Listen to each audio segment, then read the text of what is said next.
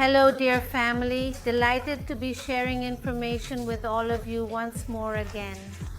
Today I will certainly introduce you to a model who presents certain disorders caused by menopause. At this stage, hair becomes brittle and significantly weakens a lot. The hormonal deficit that accompanies menopause also affects the quality of our hair, making it thinner, drier, and less shiny and strong, such as ant. Since hair is one of the elements that most significantly defines our image and style as women, whether it's through a simple haircut or a particular color or even a unique hairstyle, I want to tell you that regardless of our age or the situation we are going through, it is important not to neglect our hair and health, as it conveys information about us and our personality. On the other hand, it is important that you know the colors and styles that suit you best, because at this age and given the situation we are going through, it is important to feel beautiful, confident, and fresh. Let me introduce you to Amalia. She is going to be today's model. I want you to observe the color of her hair. She applies dark brown because she feels it is more convenient to cover her gray hair. But remember, when there is a lot of gray, it is best to apply lighter dyes. She certainly has a problem that many of us women will encounter at some point, while others are already in that stage, which is in fact menopause. In this stage, hair tends to fall out, become weaker, more porous, and more fragile and brittle. And if not taken care of properly and promptly, it can lead to severe and significant hair loss, which can be quite distressing and concerning. In Amalia's case, she has her hair loss problem in this area. That's why she tells me, "Look, Betty, I apply dark dye because it covers this part and it is no longer noticeable. But if she applies a lighter shade, which is what we are going to do right now, believe me, her problem will definitely be less noticeable. The gray hair will be absolutely less evident." I want you to stay in this space for a short while so you can see and observe clearly how Amalia will change just by applying a softer shade to her hair in front of you. We are also going to take the opportunity to definitely give her a haircut that makes her look prettier and more youthful. Indeed. I want you to notice that Amalia almost completely has 100% gray hair. You can see that it is indeed very evident, and the dark brown color most certainly covers it, but I will always recommend that you apply lighter and brighter shades. We are not talking about a super light, almost platinum blonde, but it could be a honey golden tone that will help your face look much fresher and more vibrant. We are going to start with the haircut. Amalia has a very small amount of hair in the front due to her problem, and in the back she has a bit more, but from the middle to the ends, her hair is super porous, brittle, and very dehydrated. We will be providing a bit more detail about the haircut. This is also due to the menopause that she is currently experiencing and the concentration of dark dyes, as these have a substantially higher amount of pigment. Furthermore, when you have been applying this dye for many years, the hair becomes extremely dehydrated. We are going to start our sections. We are going to section the hair from ear to ear and from the front to the nape. All of Amalia's regrowth is completely white. She actually already has almost 100% gray hair.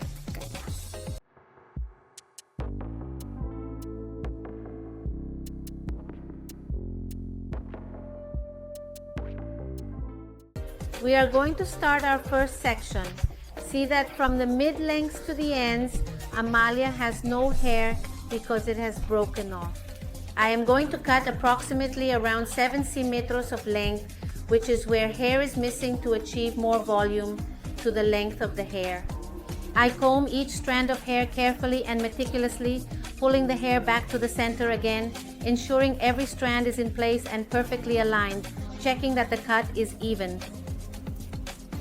We cut at 0 degrees and check that the cut is completely even and completely even. I carefully take out my second section and then perform the exact same procedure as before.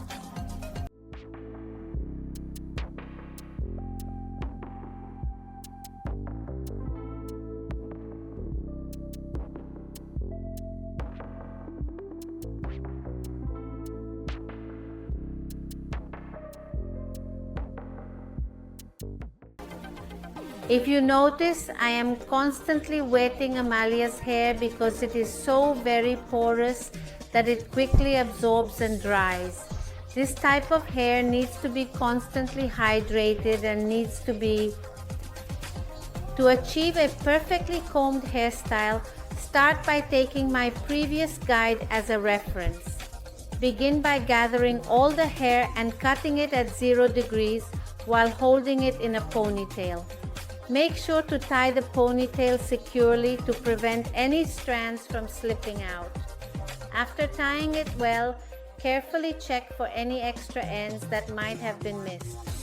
If you find any stray ends, take the time to remove them meticulously. This process ensures that the haircut is even and precise. Additionally, consider the texture and length of the hair, as these factors can influence the final look. It's important to work in a well-lit area to see all the. I very carefully lower my last section and perform the same procedure, very gently. Notice that, as you can clearly see, very little hair comes out after the cut. I recommend that when your hair is in the same condition as Amalia's, very porous and extremely dehydrated, you don't keep it too long because you will only see a few small hairs at the bottom, some strands, and also more quantity in the middle, which ultimately creates a lot of volume and thickness and fullness.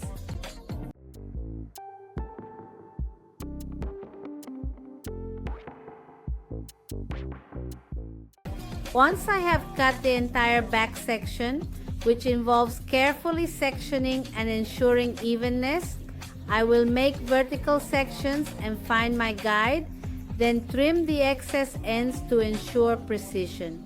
This helps me create a better arrangement in the hair, giving it a more polished and professional look.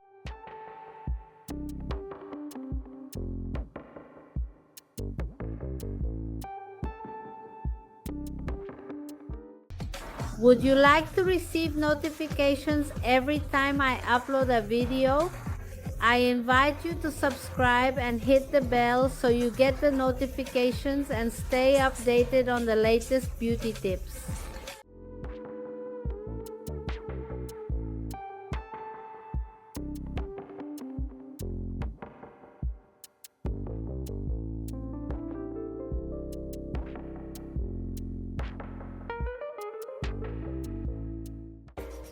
Now I make a section at the height of the top of the ear, ensuring that it is done precisely and uniformly.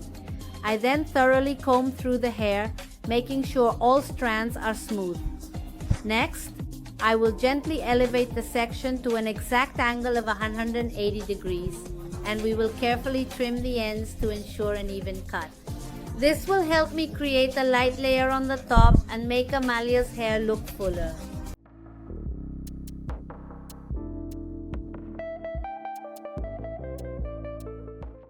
Remember that it is really important to aim to make Amalia look like she has significantly more hair volume due to the issue she has on both sides.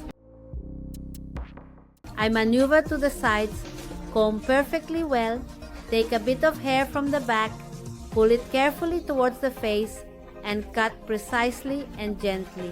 If you observe carefully, it's just a single strand of hair that I'm going to cut. I cut it very precisely at an angle. Take another section from the middle of the head, pull it gently forward, and check thoroughly that there are no ends left over. It's important to check little by little, ensuring accuracy and precision. We move to the next side and do the same procedure as before. If you notice, I am always carefully looking for my guide, as you can clearly see. There are indeed many various and different tricks we women can use to certainly hide hair loss problems, like in Amali's case. Now I move to the front part of the hair, carefully combing all the hair forward to ensure it is smooth and even. I then proceed to cut the hair at 0 degrees, making sure the cut is precise and at chin level. After that, I move to the sides of the hair, where I aim to connect the sides with the front part in a seamless and angled manner.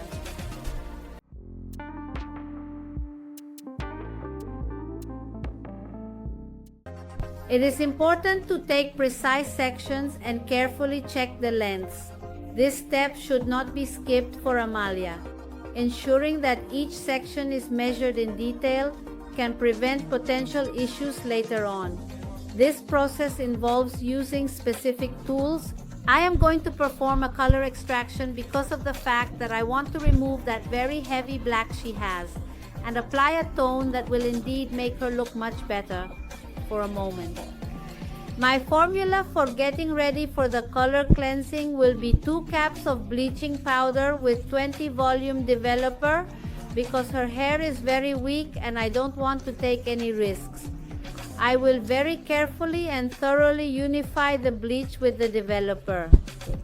For this procedure, my mixture is going to be not so viscous, more of a smoother consistency in order to achieve the desired result. I am going to add the special intensive and nourishing therapy ampoule for bleached hair. This ampoule will help me maintain moisture and hydration during the process. I am going to carefully prepare Amalia's hair with Yenbert's hydrating serum, which will also help me thoroughly and evenly seal the porosity so that when I apply the bleach, the hair does not get damaged. It is very important that when you are going to perform any extraction, bleaching, or any chemical procedure, you thoroughly hydrate the hair beforehand to achieve a better result. Now we are going to slightly apply this formula, leaving 1 cm of growth untouched from roots to ends. Perhaps many of you, certainly if you have a problem like Amalia's, would indeed hesitate a lot to go through this particular procedure. I want to tell you that you can absolutely do it with complete and total confidence, as long as it is done with utmost care by a professional.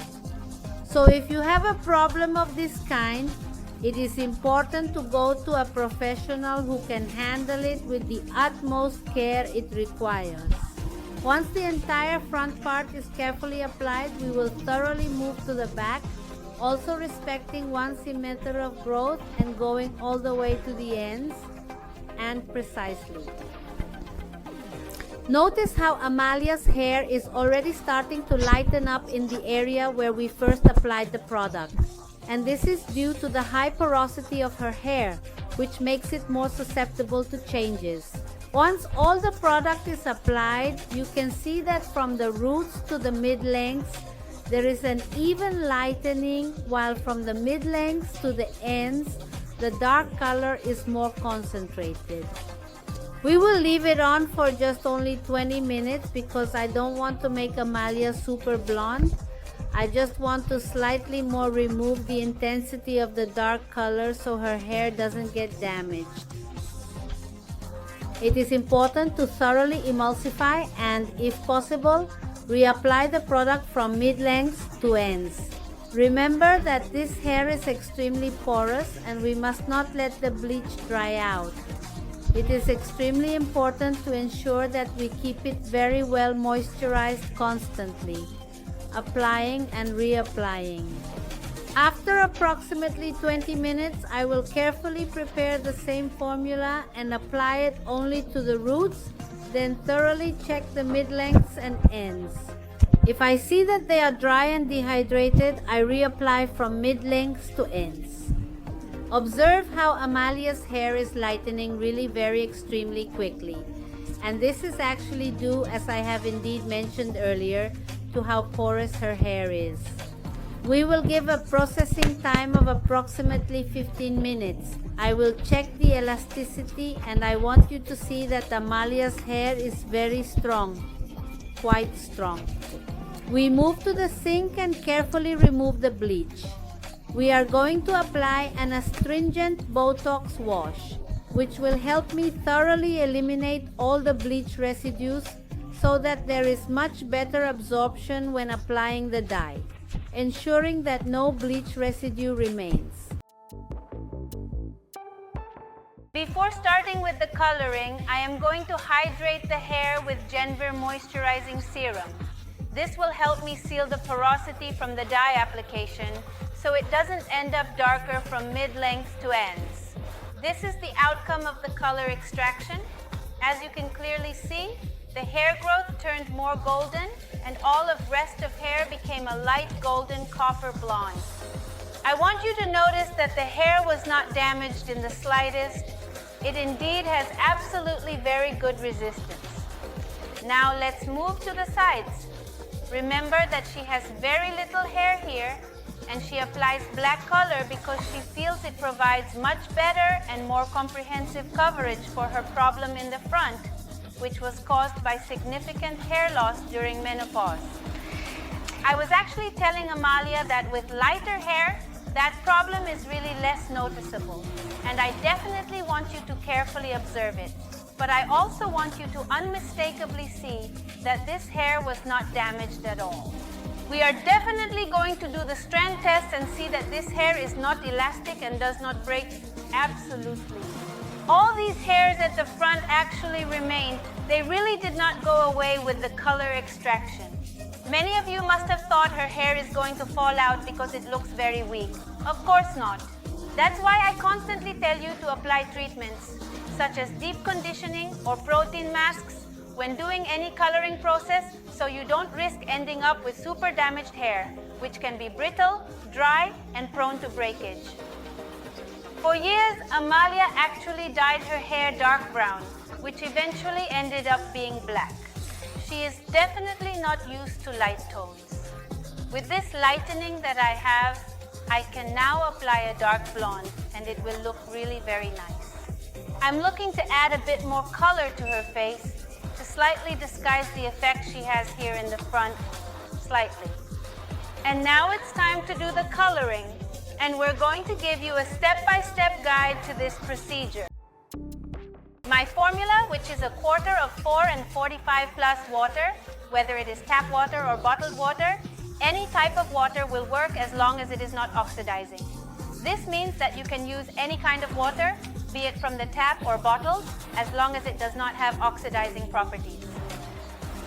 We are going to mix thoroughly and completely well until there are absolutely no lumps left.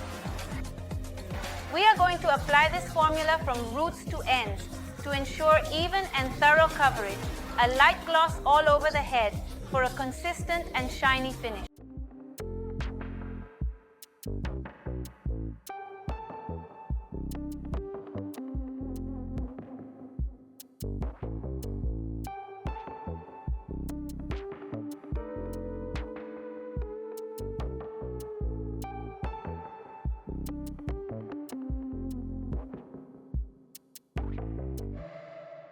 Thoroughly and evenly applied, we will immediately proceed to apply the dye on top of it, ensuring that the color is uniformly distributed. My dye preparation formula is 90 ml of 10 volume developer. I am using 10 volume because I am only going to deposit color. We are not going to lighten anymore. To begin the hair coloring process, you will need to add half a tube of dye number 71, which is known for its vibrant and long-lasting color. Additionally, you will need to add half a tube of dye number 6 and 12, which helps in achieving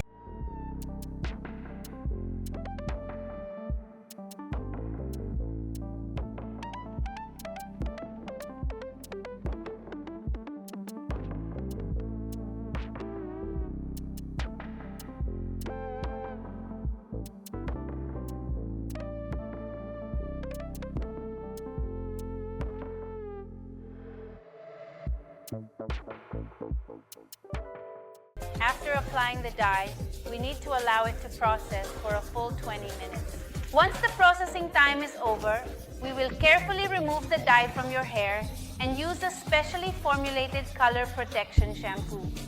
This shampoo will help us achieve better dye fixation, ensuring vibrant, long-lasting color. Next, we will carefully use the firm color mask to restore the hydration and nourishment that the hair lost during the bleaching process, bringing it back to its original healthy state.